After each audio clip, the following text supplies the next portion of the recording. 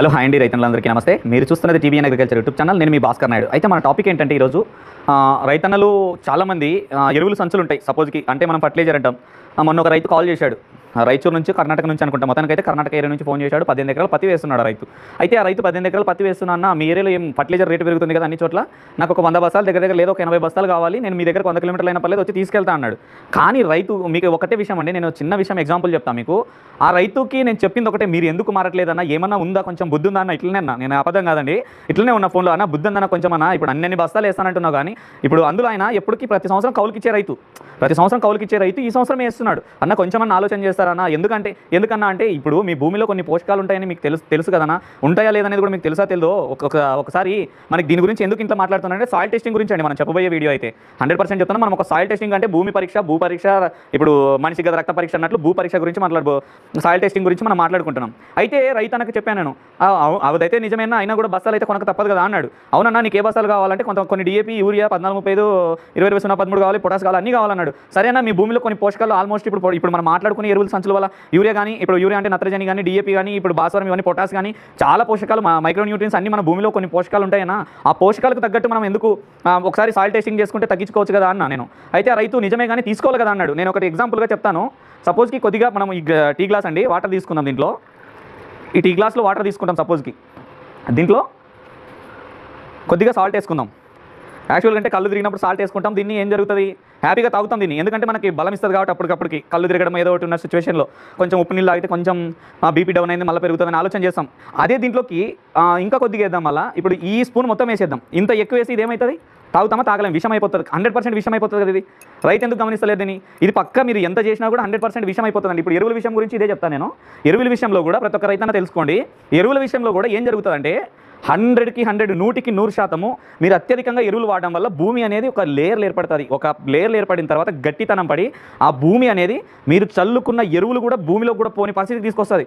సపోజ్కి నువ్వు రైతు వాటర్ పెడుతుంటావు ఒకరోజు, అధిక వర్షాలు పడినా కానీ లేదా వాటర్ పెట్టినా కానీ భూమికి లోపలికి ఇంకిపోవు, సరైన పారిపోవడము, భూమిలోకి వాటర్ కూడా ఇప్పుడు ఆల్మోస్ట్ కొన్ని చోట్ల ఇప్పుడు మంచి వర్షాలు పడినా కూడా బోర్లు ఎందుకు పెరగనే విషయానికి వస్తే కూడా ఇటువంటి విషయాలు కూడా అండి. భూగర్భ జలాలు పెంచుకోవడానికైనా అన్నిటికీ ప్రతి ఒక్కదానికి ఇది కూడా ఒక నిదర్శనమే. మనం ఎరువులు ఫర్టిలైజర్ మోతాదుకు మించి వాడితే ఏం జరుగుతుందో తెలుసా, చౌడు నేలలుగా బారుతుంది, గుల్ల బారుతుంది. ఇప్పుడు మంచి ఒరిజినల్ పొలం, ఒక ఎర్ర నేలనో నల్లరేగడనో ఏదో ఒకటి తీసుకుందాం, ఒరిజినల్ పొలమే. కానీ ఆ రైతు పొలం చేయకముందు బాగానే ఉంటుంది. కానీ దాన్ని ఎప్పుడైతే చేయడం, ఒక బీడుండి మొద్దులు తీసి దాన్ని బాగా ముళ్ళ కంపలో క్లీన్ చేసి చేయడం మొదలు పెట్టినప్పుడు గుల్ల బారి ఉంటుంది, భూమి మెత్తగా, అంటే ఎంత మెత్తగా ఉంటుంది, వెన్నపూసినట్టు ఉంటుంది. కానీ అదే పొలాన్ని రైతు ఎప్పుడైతే ఫర్టిలైజర్ వేయడం స్టార్ట్ చేస్తాడో, ఈ ఫర్టిలైజర్ వేయొద్దని చెప్పట్లేదు, మన టాపిక్ ఏంటనేది క్లియర్గా వినండి.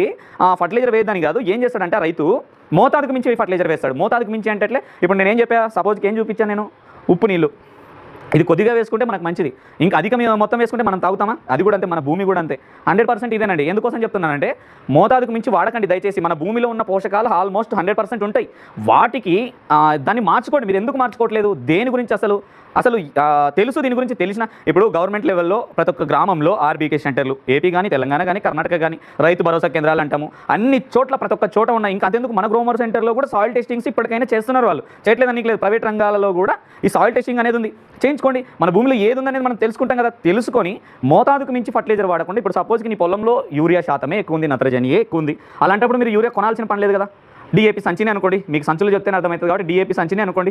దాని కొంటే మీ భూమిలో ఉన్న పోషకాలు ఉన్నాయి ఆల్రెడీ, అంటే మీరు ఎక్కువ వేసుకోవాల్సిన పని లేదు కదా. కొన్ని న్యూట్రియన్స్ ఆల్రెడీ ఉంటాయి వాళ్ళ దగ్గర. మీరు సాయిల్ టెస్ట్ చేయించుకున్న తర్వాత ఫలానా ఫర్టిలైజర్ తగ్గించుకోవచ్చు, ఫలానా ఫర్టిలైజర్ ఇంత వాడాలి, ఇంత వాడకూడదనే మోతాదులు అన్ని రకాలుగా వివరిస్తారు. మీరు ఎందుకు తెలుసుకోవట్లేదు? ప్రతి ఒక్క రైతన్నకు విన్నపం అండి, దయచేసి. పక్క రైతు వేశాడు, ఈ రైతు వేశాడు, ఆ రైతు వేశాడు, అదే గుడిగా పోతే మీకు జరిగేది లాస్ట్కి ఏముంటుందంటే మన భూములు పండవు. 100% చెప్తున్నా, మన భూములు పండకుండా అయిపోయే పరిస్థితికి వచ్చేస్తుంది. ఖచ్చితంగా మన భూములు పండకుండా అయిపోయే పరిస్థితికి వచ్చేస్తుంది. ఖచ్చితంగా 100కి 100 రూపాయలు చెప్తున్నా, మన భూమి పండకుండా స్థితికి తీసుకొచ్చుకుంటాం మనము. 100% చెప్తున్నా నేను. దాంట్లో ఏ విధంగా అంటానంటే, సపోజ్కి మా పొలంలో విల్లు వస్తుంది అంటారు మనలే, ఏదైనా కానీ. అది ఎందుకంటే భూమి అనేది మన ఫర్టిలైజర్ కూడా అధిక శాతం చల్లుకోవడం వల్ల లేయర్లు ఏర్పడి గట్టిగా అయిపోయి చౌడు నేలలుగా మారే అవకాశాలు కూడా ఉంటాయి. మోతాదుకు మించి ఫర్టిలైజర్ వాడుకుంటే మీరు కొనండి, ఎరువులు కొనండి, అవసరానికి మాత్రమే కొనండి. ఆ అవసరాన్ని మించి కొనడం వల్ల మీకు పెట్టుబడి పెరుగుతుంది, తక్కువ పెట్టుబడితో అధిక దిగుబడి సాధించడానికి అవకాశాలు ఉండవు. మళ్ళీ చెప్తున్నా, ఈ వీడియో దగ్గర నేను ఇందుకోసం ఈ వీడియో తీయడం అండి. మనం సపోజ్కి ఒక డాక్టర్ దగ్గరికి వెళ్తే కూడా నాకే ప్రాబ్లం ఉంది, ఏదో పొట్టలోనే ఏదో ఒక చోట ప్రాబ్లం ఉంది. ఇప్పుడు నా కాలుకి గాయం ఉంది, దాదాపు దానికి నా కాలుకి గాయం ఉన్న దానికి కూడా రక్త పరీక్ష చేయండి, నాకు ఏ మెడిసిన్ చెప్పలేదు ఆయన. నీ బాడీలో షుగర్ ఉందా లేదా ఏముంది అన్నీ అన్నాడు. చివరికి ఏం లేదంటే పలానా జాగ్రత్తలు తీసుకోండి, పలానా జాగ్రత్తలు తీసుకుంటే మంచిగా అవుతుందని చెప్పాడు. ఎట్లా చెప్పాడు చూడగానే చెప్పలేదు అతను నన్ను. సో అన్ని టెస్టులు చేయించిన తర్వాత నీకు ఏ ప్రాబ్లం లేదు, జస్ట్ మీరు జాగ్రత్తలు తీసుకొని ఇంటి దగ్గరే ఉండండి, మీకు సక్సెస్ అవుతుంది, ఏమీ అవ్వదు అని చెప్పాడు. అది డాక్టర్ ఎలా చెప్పాడు, అన్ని చేస్తేనే నాకు చెప్పగలిగాడు అతని, అన్ని చేస్తేనే చెప్పగలిగాడు. ఒక కళ్ళతో చూసి అయితే చెప్పలేదండి, అన్ని చేసిన తర్వాత క్లియర్గా అయితే చెప్పడం జరిగింది. మీరైనా అంతే, మన భూమిని మనం కాపాడుకోవాలి. మన భూమిని మనం ఇప్పుడు భూపరీక్ష చేయించుకోవడం వల్ల, ఇప్పుడు సాయిల్ టెస్టింగ్ చేయించుకోవడం వల్ల మనకు భూమిలో ఉండే పోషకాలు తెలుస్తాయి, భూమిలో ఉన్న ప్రాబ్లమ్స్ తెలుస్తాయి, ఏదైతే తగ్గించుకోవాలో ఏదైతే పెంచుకోవాలో దాన్ని పెంచుకుంటాం మనం. ఇప్పుడు పలానా ఫర్టిలైజర్ యూరియా పెంచుకోవాలనుకుంటే యూరియా పెంచుకుంటాం, పొటాస్ పెంచుకోవాలంటే పొటాస్ పెంచుకుంటాం. అంతేగాని గుడ్డిగా నేను అన్ని వేస్తాను, నేను ప్రతి ఒక్క ఎరువు సంచి కొనడము వేయడం, నేను 10 పక్క రైతు 20 సంచులు వేసినట్టు నేను 40 సంచులు కూడా చల్లుతానే స్థితికి వచ్చేస్తున్నాడు ప్రతి ఒక్క రైతు కూడా. క్లారిటీగా అర్థమైంది అనుకుంటున్నా, తెలుసుకోండి. ఈ వీడియో మీకు అర్థమైతే 100% నాకు చాలా హ్యాపీ అండి. ఎందుకంటే చాలామంది రైతన్నల దగ్గరికి వెళ్ళినప్పుడు నేను చెప్పేది కూడా ఇదే అన్న, దయచేసి రైతన్నలు తెలుసుకోండి. ఏదైనా కానీ మీరు ఎందుకన్నా గుడ్డిగా కొడుతున్నారు మందులు. సపోజ్ పెయింగ్స్ విషయంలో కూడా పెస్టిసైడ్స్ కూడా పెరుగుతుంది, నెక్స్ట్ రేట్లు కొంటున్నాయి, రేట్లు పెరుగుతున్నాయి. ఏంటికి పెస్టిసైడ్స్కి పెరుగుతున్నాయి, ఫర్టిలైజర్కి పెరుగుతుంది, అన్నిటికీ పెరుగుతుంది. లేబర్ ఖర్చు కూడా ఈరోజు ఎక్కువైపోయింది, అన్నీ ఎక్కువైపోయినాయి. ఇవన్నీ నీకు నోరు పట్టనట్టు చెప్తావు. ఎవరనైనా వాడు పెంచే గవర్నమెంట్, వీడు పెంచే గవర్నమెంట్ కాదు.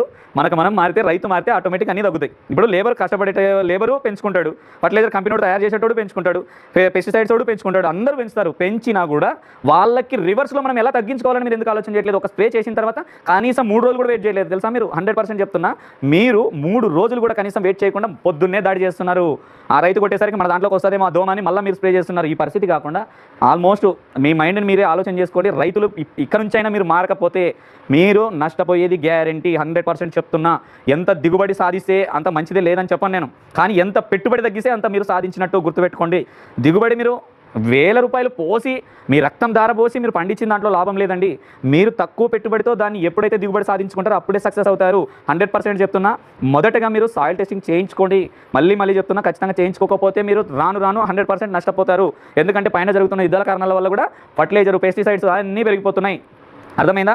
అన్నీ పెరిగిపోతున్నాయి. కాబట్టి మీరు 100కి 100 రూపాయలు భూమిని సాయిల్ టెస్టింగ్ చేయించుకోండి.